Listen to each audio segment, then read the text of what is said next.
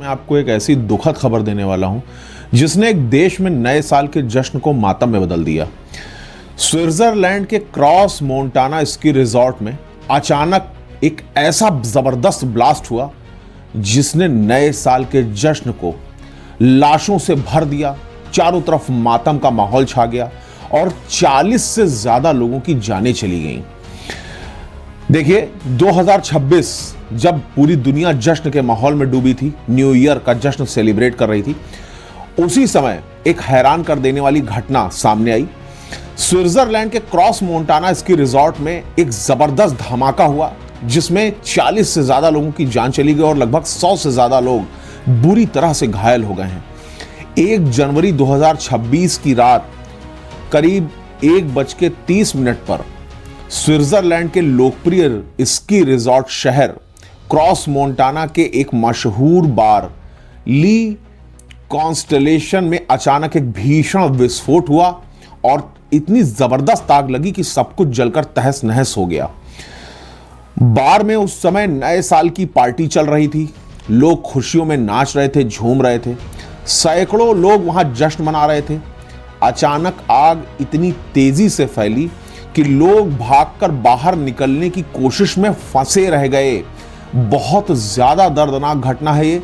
कोशिश की लोगों ने कि किसी तरीके से वो बाहर निकल आए, किसी तरीके से उनकी जान बच जाए। उस भयावह भीषण आग की लपटों से वो खुद को बचा करके किसी तरीके से जिंदगी को बचा सके, बाहर निकल आए, लेकिन वो इस काम में असफल रहे, नहीं निकल पाए। वो वहां फंसे रह गए और झूला झुलस करके बेहद दर्दनाक तरीके से कई लोगों की जानें चली गईं। इस आग और विस्फोट की वजह से कम 40 लोग मारे गए हैं और लगभग 100 से ज्यादा लोग गंभीर रूप से घायल हो गए हैं। घायलों को तुरंत पास के हॉस्पिटल्स में भर्ती कराया गया और कुछ को एयर एम्बुलेंस से बड़े शहरों के बर्न, जुरिख, जेनेवा और लॉजान जैसे हॉस्पिटल्स में भर्ती कराया गया है। स्थानीय हॉस्पिटल्स की आईसीयू पूरी तरह से खचाखच भर गई है, जिससे इलाज और राहत कार्य काफी चुनौतीपूर्ण हो गया है। शुरुआती जांच से पता चला है कि ये एक इंसिडेंटल घटना थी, मात्र आकस्मिक ये हादसा था। इसमें किसी आतंकवादी हमले का कोई सबूत अभी तक नहीं मिला है।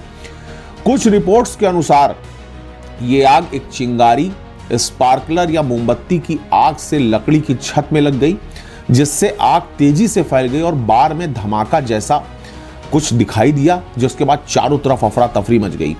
पुलिस और फॉरेंसिक टीम अब भी जांच में जुटी हुई है ताकि आग लगने का असली कारण पता चल सके।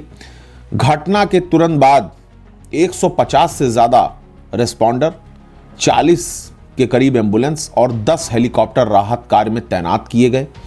पुलिस ने बार और हॉस्पिटल के इलाके को सील कर दिया और एक नो फ्लाई जोन भी घोषित कर दिया गया है।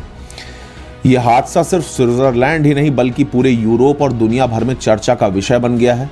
स्विस सरकार ने इसे एक राष्ट्रीय त्रासदी बताया है और देश भर में नए साल की खुशियां शोक और संवेदना में बदल गई हैं। इस घटना के बाद से यह घटना पूरे विश्व को झकझोर देने वाली है। इंसान होता है, चाहे वो कहीं का भी रहने वाला क्यों ना हो।